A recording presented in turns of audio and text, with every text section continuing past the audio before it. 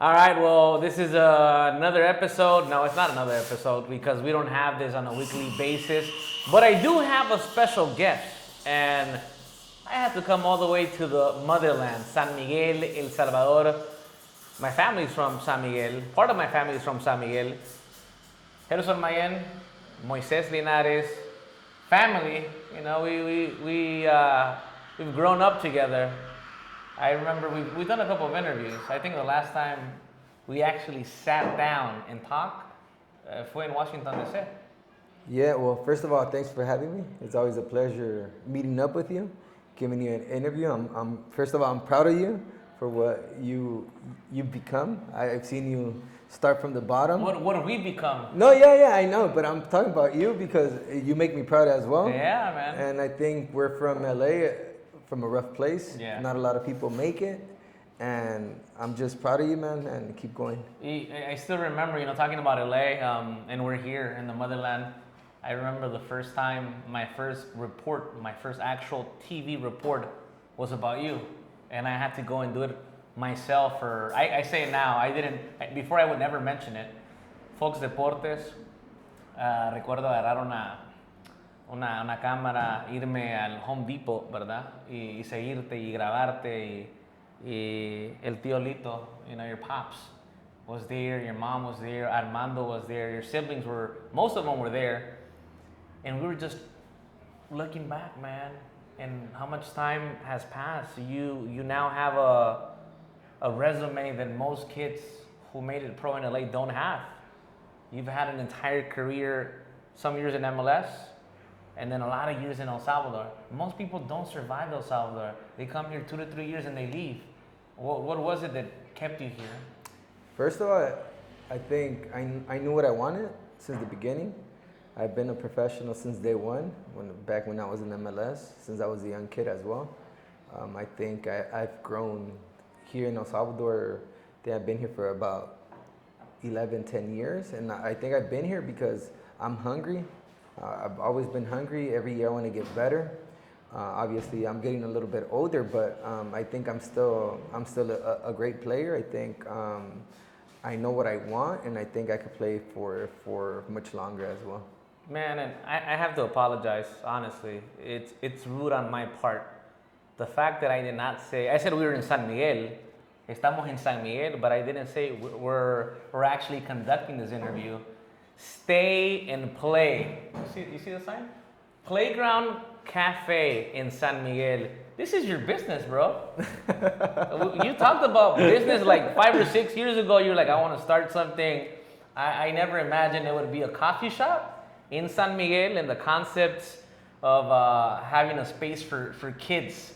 It's very, I would say, I don't know if you would call it American, but it's a space where Salvadoreños could come y pueden traer a sus hijos y disfrutar de un buen momento, si no me equivoco. Sí, primeramente ocurrió esta idea por mis hijos, porque siempre busco dónde llevar a mis hijos a jugar. It's good too. y pues así fue esta idea, y gracias a Dios pudimos hacer un lugar que tanto deseábamos, y esperemos que la gente nos visite aquí en San Miguel, y esperemos que también venga gente extranjera a visitar también, porque es un país donde creo que va creciendo poco a poco, y los esperamos aquí con los brazos abiertos. Ahora, ¿cómo se llama el muchacho que nos ayudó? Abner. Abner. Es el mejor barista. Abner es bárbaro para hacer café. Yo sé que no me van a creer, pero ya me tomé 3. Me tomé 2. ¿Qué me tomé? 2 frappuccinos y un café regular, porque Gerson dijo, no te puedes ir sin antes probar un café caliente, de verdad. Le dije, pero hace un gran calor afuera, porque San Miguel, tierra caliente, y el café definitivamente espectacular. No sé si nuestro camarógrafo, productor, Josué Guaján, se puede acercar para que vea el osito. Simplemente que le muestre lo que hizo Abner, el talento que tiene Abner, porque es bárbaro. Está bien, lo puedes mover, esto es informal. Mueve la cámara, no te preocupes, aquí no pasa nada. Eso es lo que hizo Abner, osito, por si quiere el dibujito. All kids, right? kid friendly. So for the parents, it's Family friendly. it's a unique experience. All right. So I gave you your shout out, man. Don't say you didn't. I didn't show your business any love, bro. Dude, if we're being realistic, man, you're at the, and we talked about this. I know people ask you, but we've spoken about this in private. You're at the tail end of your career. This is like the final stretch. You've actually had a longer career than most players that I've met and that I've seen. How much longer do you think you have? How much longer do you want to keep playing? You've done a lot in this league. Back-to-back MVP awards, multiple championships. What's next? Or how much longer do you stay at this level? No, I think it depends the way, if I take care of my body the way I want to, I think I could play for maybe 2 to 3 more years. But you never know. You never know if I could get injured or anything could happen. But as of right now, I think I'm still a quality player, and I think I could play for as much as I want, to be honest, as long as I stay positive all the time, which sometimes is hard, but I mean, I think 2 to 3 more years, I think. Dude, you just won a title with Aguila, and we talk about big teams en Centroamérica. Hablamos de equipos grandes, tenemos que hablar del Águila. En El Salvador hay varios, Águila, FAS, Alianza. You've won everywhere you've gone, which is a great thing. Did you win with FAS? No. That's okay, bro. Don't worry about it. No. Aguilucho for life here, bro. So I know your family's from FAS, right? Your pops was a fascista. You know? My pops was from FAS, Liva al FAS. I thought I was fascista too, but played there and I didn't like a lot of things. Yeah. And then. But you were younger too. Yeah, I was younger, but right now after soccer, maybe I'll go for Santa Tecla and maybe Aguila, and then Aguila as well, because they've shown so much love to me and my family, and they've treated me well. Yeah, I think it's one of those departments in El Salvador, uno de los departamentos yo siempre lo digo porque mi familia siendo de San Miguel, del lado de mi mamá, uno dice a veces que la gente en diferentes partes a veces tiene una imagen no tan positiva de la gente de San Miguel, no sé por qué, pero creo que es mentira, porque la gente migueleña es bien amable, te quiere, te arropa. Ahora sí, me lo estabas diciendo, cuando las cosas no van bien también te las reclaman en la cara. No, San Miguel creo que es una ciudad donde está creciendo. Creo que, en mi opinión, yo viví en Santana y ahora estoy aquí en San Miguel, pero San Miguel es como más cercano a San Salvador. En sí es como más ciudad que Santa Ana, y pues creo que va creciendo. Ya están viniendo, por decir, apenas vino Starbucks, sí. Vino por lo menos como un Costco. Muchos negocios grandes que antes no llegaban hasta acá, están aquí. Entonces ya saben que San Miguel va creciendo. Sí. Obviamente poco a poco va a ir mejorando. Te pregunto, bueno, eso es una parte importante, lo que has vivido, dónde estás, y yo sé que mucha gente a veces se enfoca en lo futbolístico. A mí me gusta también hablar de lo que es la vida día a día, porque son cosas que a veces no le prestamos mucha atención. ¿Qué tan difícil ha sido vivir en El Salvador durante tantos años y tener que dejar una ciudad como Los Ángeles? A mí me tocó también, pero seguía en Estados Unidos. A ti te tocó remar contra la corriente en una época donde las cosas aún no estaban perfectas en este país. No las están aún, pero estaban mucho más mal antes que lo que vemos hoy en día. No, creo que fue el enfoque más que todo que me ha ayudado. No soy alguien que trasnochea, no voy a las fiestas, no salgo. Family man. Soy alguien familiar, entonces hombre de familia.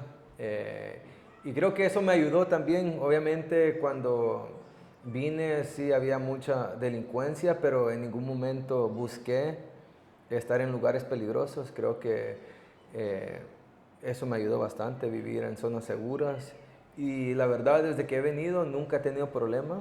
Siempre he sentido el país bien seguro, muy seguro. Siempre le decía a la gente que no crean todo lo que ven en las noticias, porque más asustan a la gente. Entonces también yo les decía que vengan a visitar El Salvador, que no es como la gente lo pinta, y ahora la seguridad ha mejorado mucho más. Sí. Entonces invito a toda esa gente que vive, gente salvadoreña viviendo en el extranjero, que venga y que se den cuenta que El Salvador está creciendo. Entonces a Gerson Mayen no le van a encontrar una foto tomado en fiesta, ¿cómo emparradado? ¿Cómo se dice? En parranda. En parranda, sí. No, Nunca hemos visto eso. no, Nunca no. se ha escuchado eso tampoco. No, tampoco soy santo, ¿verdad? Pero sí soy alguien como más de quedarme en casa con la familia y estar con ellos, porque lo más importante es estar en familia, ya que no puedo estar en Los Ángeles con Sí. mis hermanos, primos, tíos, padres. Entonces creo que lo más bonito es disfrutar el día a día con mis hijos y mi esposa. ¿Qué tan importante fue crecer en una familia cristiana? A la persona que te has convertido hoy, ya un hombre más maduro, has cambiado, has crecido, como tú lo dijiste, has tenido tus fallas y en ocasiones la gente no se da cuenta que cuando sos un atleta profesional, when you're a pro, you have a target on your back. So if you make a mistake, I'm gonna put a magnifying glass on that mistake and blow it up and say, look what he said, look what he did. He's not that good of a person. I'm not saying that because we're family, but I'm saying it because I've seen it, and sometimes I have to step back and just, what I've told you off record, I've told you, and I don't have to go at you on social media, and it always comes from a good place. But how important has it been to grow up in a Christian family for your values? Well, first of all, just tenerle temor a Dios es algo muy importante para mí. Obviously, people sometimes talk bad or whatever, but if they don't really get to know you, they won't know who you are. Yeah. You know, I mean, people will talk all the time, and that's what happens in soccer, man, or not even in soccer, just in general, especially too, because I tell them that I come from a Christian family, and when I do something or say, let's say I say like a bad word, they're like, Because you're human. yeah, and then they just look at me. I thought you were a Christian. Yeah, I thought you were a Christian. What happened? But you see, when a Christian makes a mistake, everyone looks at you. Yeah. And that's what they want sometimes too, for you to fall. But I mean, I've always like stayed positive, like I said. Always been the person I am since day one, and I'm a type of person that's straightforward. Yeah. If you're in my team, I'm gonna defend you at all times. So I think that's been an issue with me here in El Salvador, that I'm always defending my people, my players, and then they Your say teammates. my teammates, Yeah. and then it bites me in the butt, man. Because Is the national team over say that for again. you? I don't. Is your experience with the national team over? Do you feel that it's over? Maybe not because you've decided it, but because somebody else has pretty much cut you off? No, you know what? Like, I don't like to be in polemica. Sí.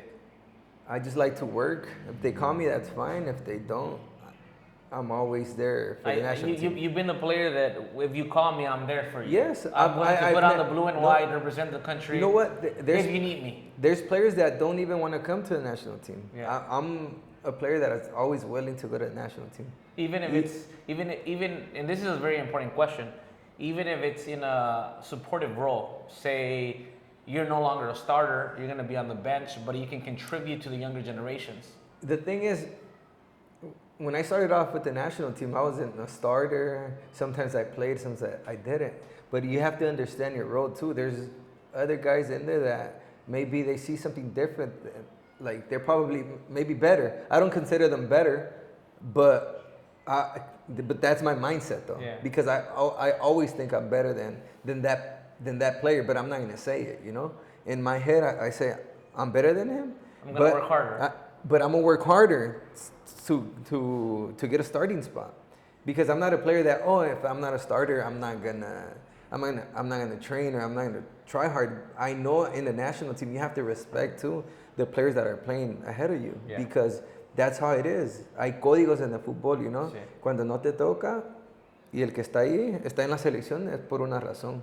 No es porque son malos y los van a poner, porque me ven peor a mí. Entonces yo he entendido eso desde que llegué a la selección. En la selección están los mejores. A veces sí cometen errores en llamados algunos jugadores, pero están ahí porque hicieron mérito también. Now, I mean, going back to the family topic that we were having, and I don't mean to jump around back and forth, but it's a very just casual interview, just two dudes chatting it up. And a lot of people have wondered because last time, well, recently when you won the title, you went back home and then you went to the cemetery to dedicate it to your pops. Your pop was your number one fan since, not since you were a professional. People don't know that your pops was there every single weekend in South Central. I remember we used to play on the same team, New LA Stars at one point, and we would play one game before the other, and then you would come in after, and then your pops was there. And then every week he was there, and a lot of kids, I didn't have that. You had it, your dad was great at that. How difficult has it been not to see him around, for him not to be here? Because I know it was a very emotional moment for you when you went back and you said, we did it, Pops, we got a title. You always make me cry in interviews, but yeah, it's been hard not having that dad figure. Even then, right now, it's been hard. Like, I would always talk to my dad right after training, and now I don't know who to call anymore. Obviously, I call my mom, but it's not the same. Or Armando, but it's still or my not brother, the same. yeah, my brother, but it's not the same as having like a role model, someone that could guide you. Even obviously, I'm a grown man already, but just having my dad there meant so much because he would always me aconsejaba, me decía muchas cosas positivas. He was always someone positive, because obviously my brother, my brother's positive, but also he's really negative with me. So he plays the other side. Yeah. So then, I know when my brother tells me that I don't play well, my dad would have told him, you know what, leave him alone. He did well, and not having his support. It's been hard for me, not just for me, but just for the family in general, because I mean, he was someone I did look up to, and I still do, and it's been a rough couple of years for both of our families, right? There's been a lot of loss, COVID, cousins that passed away, your brother, your grandfather not so long ago, a couple years back. And now your pops, and I know it's been very difficult for you, for your mom, for your sisters. And I mean, I don't want people to. The one thing is, like, I know that this is authentic Gerson that people don't get to see, and they're gonna say, like, well, this guy made them cry again. It's never the intention. No. I like that you open up and you're you. I'm not trying to press you for anything that you don't want to talk about, but I know that sometimes it's in those moments of being vulnerable when you kind of really express how you feel. Yeah, a lot of people just see me as a soccer player. They don't see what's going on, like, outside of soccer. I have a family. I have problems too. Mental health is very también, I think. It's real. It's real, and I think last season was really hard for me, just because obviously not having my dad. And then my brother as well. Like 2020 was when I lost my brother, and then 2023, I lost my dad. In 3 years, I mean, to lose my brother and my father, it's been hard for me. And just también in your head, te pasan un montón de cosas, Sometimes you just want to quit soccer, because at some point last season. You thought about quitting? Quitting, yes, because things weren't going my way, but people don't know that because I don't speak to people about that. Maybe not even I spoke to my wife about this, but not my mom or my brother, people that I'm close to. And sometimes it's important to express yourself to ¿Qué others. fue lo que te mantuvo si estuviste a punto de retirarte? Porque creo que lo mencionaste en algún momento, no sé si fue un mensaje críptico o un mensaje subliminal, como dicen, donde estaba ese tema abierto y todo el mundo como que cuál es la decisión que va a tomar. Y creo que firmaste una extensión de 2 torneos, si no me equivoco, en aquel entonces. Pero ¿qué fue lo que te motivó para seguir? No, la parte mental también. Yo soy alguien muy positivo, casi nunca pienso negativo, siempre creo en mi persona y creo que eso me ayudó bastante porque muchos no saben manejar ese tipo de problemas y pues primeramente también tenerle temor a Dios. Siempre menciono a Dios porque todos mis problemas, cuando oro, le pido a Dios por fortaleza, que me ayude, fuerza. Tómalo, Señor, tú manejas. Sí, que Él maneje I need to todo. learn from you though, because we were just talking about this, bro. Yeah, entonces todo eso, si alguien confía en Dios, pues también Dios hace la obra y creo que Él hizo una obra en mí y creo que lo puede hacer para muchos.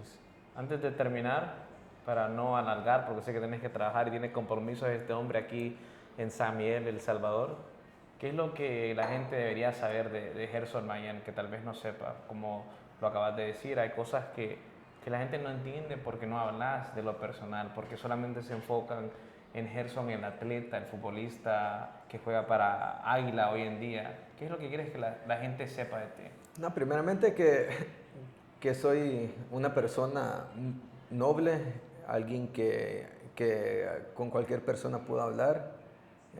Si se me acercan hacia mí, pues yo siempre hablo con la afición, siempre intento saludar a toda la gente porque sé que nos ven como a veces como gente importante en el deporte y creo que como jugadores nos debemos a estas personas también porque gracias a ellos somos las personas quienes somos también, ¿verdad? Entonces, sí, creo que eso le podría decir quién soy yo y que soy alguien muy tranquilo, es alguien que siempre va de frente también y que nunca quiere causar problemas y que si los ofendí también en algún momento que me disculpen, pero siempre cometemos errores en la vida y hay que aprender de eso.